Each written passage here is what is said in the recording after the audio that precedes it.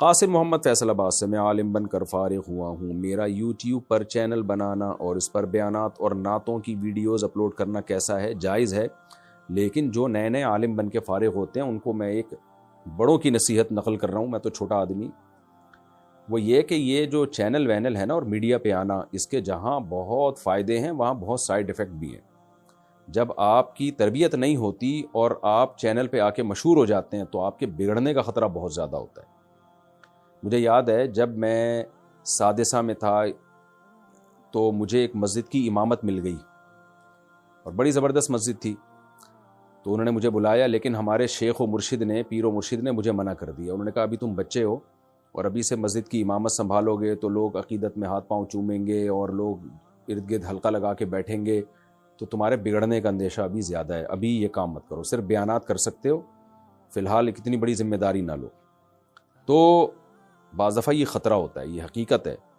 تو خواتین میں جب بیان شروع کرنے کا ارادہ ہوا تو حضرت نے باقاعدہ مجھے پرمیشن دی تھی کہ آپ خواتین میں بیان کر سکتے ہو. اگر پرمیشن نہ دیتے تو میں نہیں کرتا.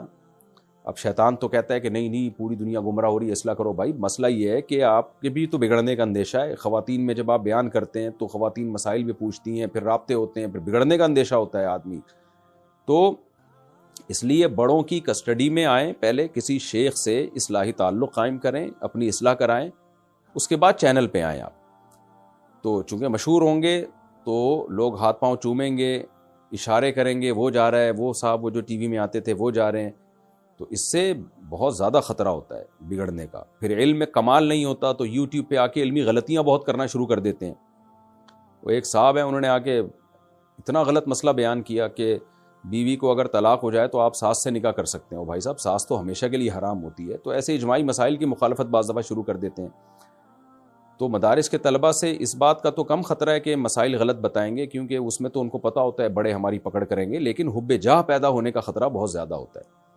تو اس لیے یوٹیوب چینل ضرور بنائیں. میڈیا پہ آنا وقت کی ضرورت ہے، لیکن کسی شیخ سے اصلاحی تعلق قائم کریں، تبلیغ میں وقت لگائیں، اصلاح ہو، حب جاہ حب مال ختم ہو. پیسوں کی لالچ اور تکبر اور شہرت کی لالچ، یہ لالچ پہلے ختم کریں پھر آئیں مارکیٹ میں. ہمارے حضرت فرمایا کرتے تھے یہ شہرت اور دولت یہ سانپ ہیں. تو اگر آپ سپیرے ہیں نا، سانپ پالنے کا فن جانتے ہیں تو پھر سانپ پالیں آپ، پھر یہ سانپ آپ کو فائدہ دے گا. لیکن اگر آپ سپیرے نہیں ہیں اور آپ نے سانپ ہاتھ میں لے لیا کہ میں اس سے پیسہ کماؤں گا، عزت کماؤں گا، وہی سانپ آپ کو ڈسے گا بھائی. تو دولت اور شہرت بھی ایسی چیز ہے. تو اگر اصلاحی تعلق ہے اہل علم سے، بزرگوں سے، تبلیغ میں وقت لگا ہوا ہے، اچھا اصلاح ہو گئی ہے، یعنی اپنے بارے میں تو کبھی انسان دعویٰ نہیں کرتا میری اصلاح ہو گئی ہے، لیکن بڑے کہہ دیں کہ ہاں بھائی تم اس قابل ہو کہ اب تم چینل بھی بنا سکتے ہو، تم لوگوں میں یہ کام بھی کر سکتے ہو، تو پھر کریں. کیونکہ یہ بچے نئے نئے فارغ ہوتے ہیں، سب چینل بنا رہے ہیں اور شو بازیوں میں لگے ہوئے. ایک مولانا صاحب میں نے دیکھے ساحل سمندر پہ چشمے لگا لگا کے نا سائڈ پوز بنا بنا کے اپنی تصویریں ڈال رہے ہیں. بھائی تم کیا کر رہے ہو؟ یہ فلمی ایکٹروں کا کام ہے. اچھا میری جو ایسی تصویریں آ رہی ہوتی ہیں میں نہیں بنا رہا ہوتا بھائی، میں ان چیزوں کو ناپسند کرتا ہوں. آ رہی ہوتی ہے نا میں یوں اسٹائل سے یوں چل چل کے جا رہا ہوں اور یوں اسٹائل مار رہا ہوں، یوں دیکھ رہا ہوں اور ایسے کر رہا ہوں اور چشمہ لگا رہا ہوں. یہ مجھے ان چیزوں سے نفرت ہے. لوگ چھپ چھپ کے میری ایسی ویڈیوز بنا رہے ہوتے ہیں اسٹائلش قسم کی. ایک دفعہ آئی کہ میں ریوو گاڑی میں ڈھاڑ کر کے بیٹھ رہا ہوں اور یوں ڈرائیو کر رہا ہوں، منع کرنے کے باوجود بندے نے میری ویڈیو بنائی. تو میں تو ان چیزوں کو نہیں پسند کرتا. یہ شو بازیاں یہ فلمی اداکاروں کا کام ہوتا ہے کہ وہ شو ماریں، اور یہ چیزیں، ان چیزوں سے علماء کی عزت نہیں بڑھتی ہے. عقل مندوں کی نظر میں عزت کم ہو جاتی ہے کہ بھائی آپ تو ہمیں آخرت سکھاؤ، آپ تو ہمیں دنیا داری سے ہٹاؤ، اور آپ ہی ان چیزوں میں لگ گئے. تو اب نئے نئے طلبہ آتے ہیں. وہ ایک طالب علم کو میں نے پکڑا کچھ دن پہلے، اتنی ٹک ٹاک پہ ویڈیوز ڈال رہا ہے، شو بازیوں میں لگ گیا بھائی. پھر میں نے مدرسے کے محتمم کو فون کیا، میں نے کہا اس طالب علم کو آپ کنٹرول کریں، اس کا کام ہی ہر وقت شو بازی ہیں. تو اس لیے یہ علماء صلحاء طلبہ پہ یہ چیزیں سوٹ نہیں کرتی. تو جب تھوڑا سا میچور ہو جائیں نا پھر یہ کام کریں، اور پھر ضرور کریں، یعنی یوٹیوب پہ آئیں، بیانات اپلوڈ کریں، پھر ضرور کریں. مفتی صاحب میں کاروبار کرنا چاہتا ہوں لیکن میرے والد مجھے جاب کروانا چاہتے ہیں کیونکہ اللہ پاک نے کاروبار میں برکت رکھی ہے، تو کیا میں والد کی اجازت کے بغیر کاروبار شروع کر سکتا ہوں؟ کر سکتے ہیں، جائز ہے. لٹیا نہ ڈبو دینا، کیونکہ کاروبار ہر ایک کا کام ہے نہیں. بہت محنت چاہیے، بہت حوصلہ چاہیے. لوگ کاروبار شروع کرتے ہیں سب سے پہلی حماقت یہ کرتے ہیں دوسرے کو پیسہ پکڑا دیتے ہیں، لے بھائی میں تیرے ساتھ انویسٹ کر رہا ہوں، تو گئے بس اسی دن سے جو ہے نا آپ ایصال ثواب کر لو بس کاروبار کے لیے کہ گیا ہی ہے۔ تو اپنے پیسوں سے کرنا ہے کام، خود کرنا ہے، اور وہ کام کریں جس کا پہلے کہیں تجربہ ہو۔ اپنے آپ کو تجربے کی بھینٹ نہ چڑھائیں، کیونکہ تجربہ آ جائے گا پیسہ ختم ہو جائے گا آپ کے پاس کچھ وقت کے بعد، آپ کہیں گے بھائی تجربہ ہے میرے پاس پیسے نہیں ہیں، کیونکہ پیسے سارے تجربے کی بھینٹ چڑھ گئے ہوں گے۔ تو میرا کام لوگوں کو کاروباری مشورے دینا نہیں ہے، لیکن کچھ تجربے تو شیئر کر سکتا ہوں نا۔ لیکن جب بھی کوئی کاروبار کرنا ہو نا تو پہلے ایسی جگہ اس سیٹھ کے ساتھ ملازمت کریں جو وہ کاروبار کر رہا ہو، وہاں جاب کر کے وہ کاروبار سیکھیں، دیکھیں کیسے چیزوں کو بیچا جاتا ہے، کہاں سے مال اٹھایا جاتا ہے۔ آپ نے فرنیچر کا کاروبار کرنا ہے تو کسی فرنیچر کمپنی میں یا کسی بڑی دکان جہاں فرنیچر کا بزنس ہو رہا ہو، کچھ دن وہاں جاب کریں، آپ سمجھیں۔ الیکٹریشین آپ نے بننا ہے تو آپ پہلے کسی الیکٹریشین کے ساتھ جاب کریں۔ کوئی بھی کام جب ہوتا ہے نا تو پہلے کہیں جاب کر کے اس کو سیکھا جاتا ہے، اس کے نشیب و فراز سے انسان واقف ہوتا ہے، پھر جا کے وہ کاروبار کرتا ہے۔ ہمارے یہاں لوگوں کو موٹیویشنل اسپیکر کاروبار کی اتنی ترغیب دیتے ہیں، آتا واتا کچھ ہے نہیں، اور بڑے بڑے کاروباری لوگ اس فیلڈ میں پہلے سے پڑے ہوئے ہوتے ہیں، تو آپ کا بیڑا غرق ہو جاتا ہے، پھر روتے ہیں، خودکشیوں کی طرف آتے ہیں، پھر بھیک مانگتے ہیں، میرا اتنا پیسہ ڈوب گیا۔ ابھی بیچارہ پرسوں ایک بندہ آیا، میرا کاروبار میں اتنے لاکھ ڈوب گئے، لوگوں سے قرضہ چڑھ گیا۔ میں نے کہا بھائی آپ نے کیا کیوں؟ قرضہ لے کے تو کرنا ہی نہیں ہے، دوسروں کے پیسوں پہ تجربے، یہ کون سی انسانیت ہے بھائی؟ تو ہر آدمی فنٹر بننے کی کوشش کر رہا ہے۔ کاروبار میں یقیناً برکت ہے، شریعت کاروبار کو، بزنس کو زیادہ ترجیح دیتی ہے۔ صحابہ بزنس کیا کرتے تھے عام طور پر، اور نبی صلی اللہ علیہ وسلم کی سنت بھی ہے کاروبار کرنا، آپ نے بھی بزنس کیا ہے، کاروبار کیا ہے۔ حضرت خدیجہ آپ کی پہلی زوجہ، وہ کاروبار کرتی تھیں، تو برکت اللہ نے بے شک رکھی ہے، لیکن ہر شخص کو سب کچھ نہیں ملتا، تو اللہ نے کچھ لوگوں میں صلاحیت نہیں رکھی، کچھ کو تجربہ نہیں دیا، اس لیے والد صاحب کی بات کو بھی سیریسلی آپ میں نے تو شرعی مسئلہ بتا دیا کہ کر سکتے ہیں آپ کاروبار، لیکن والد صاحب کا تجربہ زیادہ ہوتا ہے، ان کو ڈر بھی زیادہ ہوتا ہے کہ بیڑا ہی نہ غرق کر دے، تو اس لیے والد صاحب کا بہرحال مقام اور ایک مرتبہ ہے، تو ان کی بات کو سیریسلی آپ اس پہ غور کر لیں ایک دفعہ، ورنہ ابا ہی سے چماٹے کھاؤ گے کل جا کے۔ پھر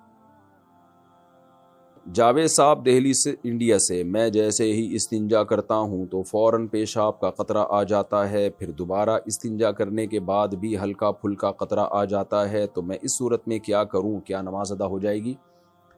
دیکھیں میرا ایک کلپ موجود ہے تفصیل سے، وہ آپ دیکھ لیں کہ جن کو بار بار پیشاب کا قطرہ آتا ہو وہ وضو کیسے کریں، نیٹ پہ لکھیں گے نا یہ آ جائے گا، میرا نام لکھ کے سرچ کریں گے آ جائے گا، وہ کلپ آپ دوبارہ دیکھ لیں۔ محمد سہیل انڈیا سے، شیئر مارکیٹ میں پیسہ لگانا جائز ہے یا نہیں؟ جائز ہے، اس شرط کے ساتھ کہ جس کمپنی کے شیئر آپ خرید رہے ہیں وہ کمپنی جائز چیزوں کو خریدتی اور بیچتی ہو۔ جیسے شراب کی کمپنی ہے، اس کے شیئر خریدنا جائز نہیں ہے، سودی بینکوں کی کمپنی کے شیئر خریدنا جائز نہیں ہے، تو اس طرح کی کوئی بھی کمپنی جن کا کام ہی حرام ہے ان کے شیئر خریدنا جائز نہیں ہے، باقی ان کے جائز ہے۔ اچھا اس میں ایک بات یہ بھی ہے، بعض کمپنیاں جب وجود میں آتی ہیں تو ان کے پاس ایسٹس نہیں ہوتے، صرف لوگوں کی رقمیں ہی ابھی جمع ہوئی ہوتی ہیں، تو ایسی کمپنی کا اگر شیئر خریدا تو پھر اس فیس ویلیو پہ تو آپ بیچ سکتے ہیں، پروفٹ کے ساتھ نہیں بیچ سکتے، کیونکہ اس شیئر کے پیچھے، اس حصے کے پیچھے کوئی ایسٹ ہوتے نہیں ہیں، صرف رقم ہی ہوتی ہے، تو وہ شیئر بیچنا اصل میں وہ رقم کو رقم کے بدلے میں بیچنا کہلائے گا، اور شریعت کا حکم یہ ہے کہ جب آپ کرنسی کو اسی جنس کی کرنسی میں بیچیں، جیسے پاکستانی روپیے کو پاکستانی روپے میں بیچیں، ڈالر کو ڈالر کے بدلے میں، تو برابری ضروری ہے، پھر اس میں کمی بیشی جائز نہیں ہے۔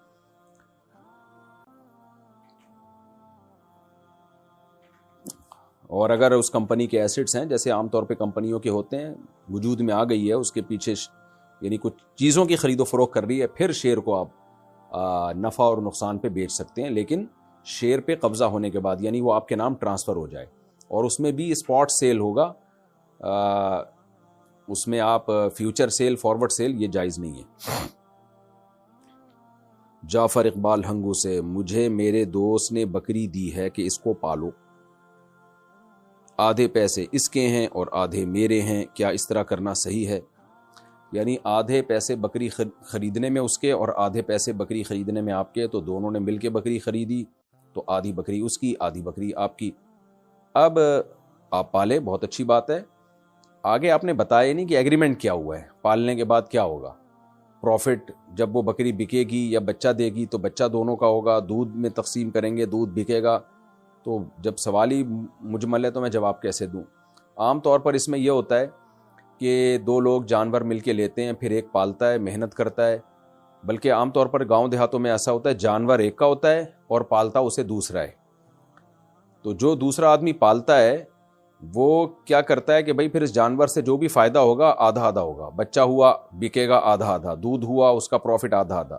یہ طریقہ ٹھیک نہیں ہے، کیونکہ وہ جانور میں آپ کے ساتھ پارٹنر تو ہے ہی نہیں، وہ پارٹنر نہیں ہے آپ کے ساتھ، آدھا جانور اس کا نہیں ہے، پورا جانور آپ کا ہے، تو لہذا پورا پروفٹ بھی جانور کا آپ کا ہی ہوگا۔ اس کو پالنے کی متعین اجرت ملے گی اور چارے کا خرچہ بھی شرعاً آپ کے ذمہ ہوگا اگر وہ خرید کے کھلاتا ہے۔ تو شریعت میں جو انویسٹر ہوتا ہے نا، سارے ایکسپینسز اس انویسٹر کے ذمے ہوتے ہیں، اور کیونکہ وہ مالک ہوتا ہے، اور جو ذمہ داریاں ہیں، لائبلٹیز ہیں، وہ بھی انویسٹر کے ذمے ہوتی ہیں، یعنی اس کے چارے کا خرچہ، اس کی بیماریوں کا خرچہ، وہ مر گیا تو سارا نقصان بھی انویسٹر کا ہے۔ تو جو کام کرنے والا ہے نا، اس کو اس کام کی اجرت ملتی ہے۔ لہذا گائے بکری جب کسی کو دیں تو آپ کی بکری ہے، آپ کی گائے ہے، تو آپ اس کو یوں بولیں کہ بھائی تمہیں ہر مہینے اس کی اتنی اجرت ملے گی، تم میرے لیے اس کو پالو گے، اور جو اس پہ خرچہ آئے گا وہ ہر مہینے مجھے بتاتے رہا کرو، وہ میں تمہیں دے دوں گا۔ اب اس میں انویسٹر کو بعض دفعہ بہت زیادہ نقصان ہو سکتا ہے کہ بھائی اتنا خرچہ ہو جائے اور پھر پتہ نہیں پروفٹ ہو یا نہ ہو۔ اس کا طریقہ یہ ہے کہ انویسٹر یہ کر سکتا ہے کہ بھائی تم اس کو پالو، ہر مہینے تمہاری اتنی اجرت ہے، یا ایک سال کی تمہاری اتنی اجرت ہے، تو یہ اجرت میں تمہیں اس وقت دوں گا جب یہ جانور بکے گا۔ یعنی ویسے آپس میں یہ طے کر لیں، اجرت تو یہ طے کر لیں کہ ایک سال کے بعد ملے گی، اس میں تو جہالت جائز نہیں ہے، یا ہر مہینے میں تمہیں اسپیسیفک اتنا اماؤنٹ بھیجوں گا، اور اس اماؤنٹ کو ایڈجسٹ کر لیں اس بات سے کہ آپ کو کیا امید ہے کہ بھئی ایک سال میں یہ جانور کتنا پروفٹ دے دے گا، یا 2 سال میں کتنا پروفٹ دے دے گا۔ تو اس پروفٹ کا مثال کے طور پر میں مثال سے بات سمجھاتا ہوں، آپ نے کیا کیا کہ جی ایک بچڑا خرید کے کسی کسان کو دے دیا کہ یار یہ میرا بچڑا ہے، یہ تیار کر تو، 2 سال میں یہ بقرعید کے لیے تیار ہو جائے گا، اچھے داموں بکے گا۔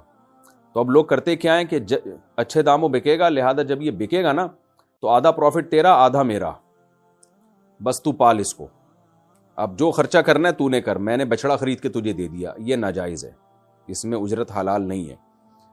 جائز طریقہ یہ ہے، آپ نے کسان کو بچڑا پکڑا دیا اور کہا کہ بھائی تو اس کو پال، جو تو جنگل ونگل سے اس کو کھلائے گا وہ تو فری پھوکٹ کا ہے، ویسے جو تو اس کو کھلائے گا خرید کے تو وہ سارا خرچہ میرے ذمہ ہے۔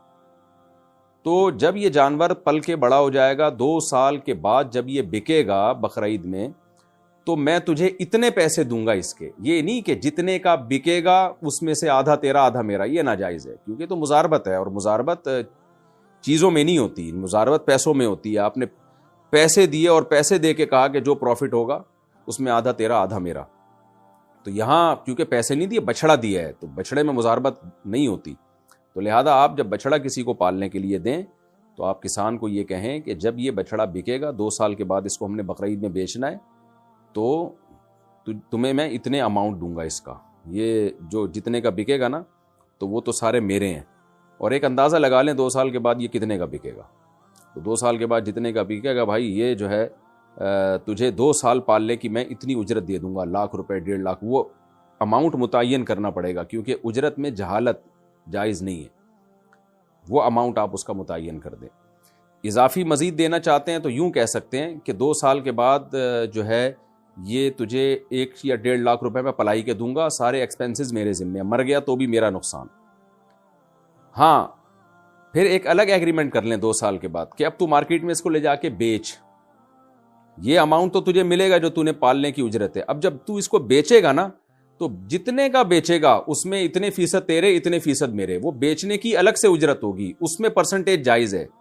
یعنی اس کو بیچنے کا وکیل بنا دیا آپ نے اور کہا کہ جب تو اس کو بیچے گا نا تو بیچنے کی الگ سے میں تجھے اجرت دوں گا، تو جتنا مہنگا بیچے گا نا تو اتنا ہی تیرا پرسنٹیج. یہ میں اس لیے تدبیر بتا رہا ہوں کہ آپ نے اگر بچڑا کسان کو پکڑا دیا اور کہا کہ تجھے تو 2 سال کے بعد اتنے پیسے مل جائیں گے اور نفع نقصان سارا میرا، تو کسان کہے گا پھر میرا اس بچڑے سے لینا دینا کیا ہے، مجھے تو 1.5 سال کے بعد اجرت ملے گی سیدھی سیدھی، اب یہ مر جائے نہیں مرے، یہ مہنگا بکے سستا بکے، میرا اس سے کیا. ہاں پہلے اگر مر گیا تو پھر ظاہر ہے اجرت میں کٹوتی ہوگی، 2 سال پالا ہی نہیں ہے تو نے، پالا ہی 1 سال ہے، لیکن یہ کہ وہ پھر توجہ نہیں دیتا. تو آپ اس کو یہ بتا دیں کہ بھائی ٹھیک ہے یہ بچڑے میں تجھے اتنے پیسے دے رہا ہوں، لیکن میں تجھ سے ایک وعدہ کرتا ہوں، یہ وعدہ بھی یقینی نہیں ہے، ایک میرا خیال ہے کہ پھر تو ہی اس کو مارکیٹ میں لے جا کے بیچے گا، تو دیکھ جتنے کا بکے گا نا، یہ جتنے کا بکے گا اس میں 25% یا 10% تیرے ہوں گے. تو ایسا کھلائی پلائی کرنی ہے، ایسا اس کی کیئر کرنی ہے کہ یہ بکے تو تگڑی قیمت پہ جائے تو تیرا بھی تگڑا پروفٹ ہوگا. اس طرح سے جائز ہے. ایک طریقہ یہ بھی ہو سکتا ہے کہ آپ اس کو بچڑا خرید کے نہ دیں، آپ اس کو پیسے دیں. مثال کے طور پر 1 لاکھ کا بچڑا آ رہا ہے، آپ کہیں کہ یہ 1 لاکھ روپے مزاربت پہ میں تجھے دے رہا ہوں، اس 1 لاکھ کو تو کاروبار میں لگا، 2 سال کے بعد جتنا پروفٹ ہوگا آدھا تیرا آدھا میرا. اور پھر اس کو بتا دیں کہ کاروبار میں بہترین کاروبار یہ کہ اس سے وہ فلاں جگہ بچڑا کھڑا ہوا ہے وہ خرید کے اس کی کھلائی پلائی کر اور پھر اس بچڑے کو بقرعید میں بیچ دے. ایکسپینسز یہاں بھی انویسٹر ہی کے ذمے ہوں گے، جو بھی کھلائی پلائی کی اجرت ہے. اور پھر جب تو مارکیٹ میں اس کو بیچے گا تو پھر پروفٹ جتنا بھی ہوگا نا، ایکسپینسز نکال کے ہم دیکھیں گے پروفٹ کتنا ہوا ہے، تو آدھا تیرا آدھا میرا، یا 25% تیرا 75% میرا، یا 25% میرا 75% تیرا، جس طرح سے بھی ہو اس طرح سے کریں. یہ جو آج کل جانور پلائی پہ دیتے ہیں نا جس طرح سے، اس میں یہ کہ انویسٹر کا جانور ہوتا ہے اور کھلائی پلائی کا خرچہ وہ شخص اٹھا رہا ہوتا ہے جو اس جانور کا مالک ہی نہیں ہے، تو یہ ٹھیک نہیں ہے. ہاں یہ کیا جا سکتا ہے کہ انویسٹر کے ذمے کھلائی پلائی کا سارا خرچہ ہو، لیکن انویسٹر وہ خرچہ ابھی نہ دے، وہ کہے کہ بھائی فی الحال تو خرچہ کر لے اپنی جیب سے، لیکن لکھتا رہے، جب پروفٹ ہوگا نا تو اس میں سے یہ خرچہ مائنس کر لینا. اس طرح کیا جا سکتا ہے، لیکن ہوگا خرچہ انویسٹر ہی کے ذمے، یہ خوب سمجھ لیں.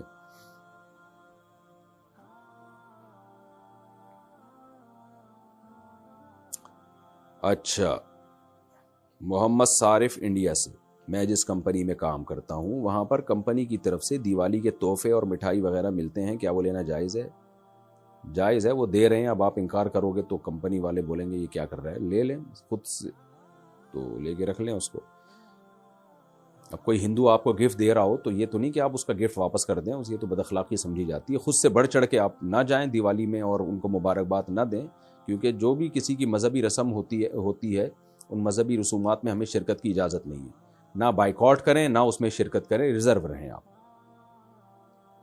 مفتی صاحب، میں نماز کے دوران قراءت کے بجائے کبھی کوئی دعا پڑھنے لگتا ہوں تو کیا اس سے سجدہ سہو ہوگا؟ اگر فرض نماز کی پہلی 2 رکعتوں میں آپ نے دعائیں پڑھنا شروع کر دیں قراءت کے بجائے تو سجدہ سہو لازم ہوگا اور قراءت کرنی پڑے گی آپ کو. لیکن اگر فرض کی تیسری اور چوتھی رکعت میں آپ نے دعا پڑھ لی تو کوئی حرج نہیں. اور سنتوں میں نوافل میں تو ہر رکعت میں قراءت کرنا واجب ہے. اچھا، اگر فرض نماز کی آخری 2 رکعتوں میں سورہ فاتحہ کے بعد کوئی سورت پڑھ لی تو کیا نماز ادا ہو جائے گی یا دوبارہ پڑھنی ہوگی؟ نہیں، ادا ہو جائے گی نماز، دوبارہ پڑھنے کی ضرورت نہیں ہے. نبی صلی اللہ علیہ وسلم سے فرض نماز کی آخری 2 رکعتوں میں قراءت بھی ثابت ہے، اگرچہ افضل یہی ہے کہ سورہ فاتحہ ہی پڑھی جائے، اس سے زیادہ نہیں، لیکن اگر کوئی پڑھ لے تو بھی کوئی گناہ نہیں ہے. کیا والدین، استاد یا کوئی بڑا آئے تو ان کی تعظیم کے طور پر کھڑا ہونا جائز ہے؟ جائز ہے، حدیث سے یہ بات ثابت ہے کہ آپ نے بڑوں کی تعظیم میں کھڑے ہونے کا حکم دیا.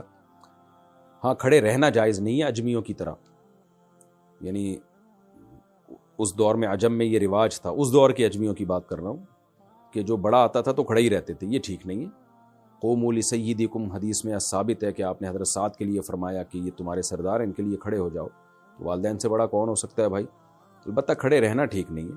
ہاں، جو چاہتا ہے کہ لوگ میرے استقبال میں کھڑے ہوا کریں اس کے استقبال میں کھڑے نہیں ہونا چاہیے، یعنی تکبر کی وجہ سے یہ چاہتا ہو. اگر ادب سکھانے کے لیے چاہتا ہو اپنے چھوٹوں کو پھر تو ٹھیک ہے، جیسے باپ یہ چاہتا ہو کہ میں جب گھر میں آؤں تو میرے بچے میرے استقبال میں کھڑے ہوں، اور باپ کا مقصد بچوں کو ٹینشن دینا یا تکبر نہ ہو بلکہ ادب تمیز سکھانا ہو، تو بھی ٹھیک ہے۔ لیکن اگر جو تکبر کے لیے چاہتا ہے، بعض ہوتے ہیں پیر اور وہ ان کے ہر وقت ناک پہ مکھی بٹھا کے رکھتے ہیں، تو تکبر ہوتا ہے ان کے اندر، جو جاہل پیر ہیں ان کی بات کر رہا ہوں، تو ایسے لوگوں کے استقبال میں نہیں کھڑے ہونا چاہیے۔ کیا قرآن کی آیت کا اسٹیٹس لگا سکتے ہیں کیونکہ لوگ اسے بغیر وضو دیکھتے اور چھوتے ہیں؟ لگا سکتے ہیں بھائی، اس میں کوئی حرج نہیں ہے۔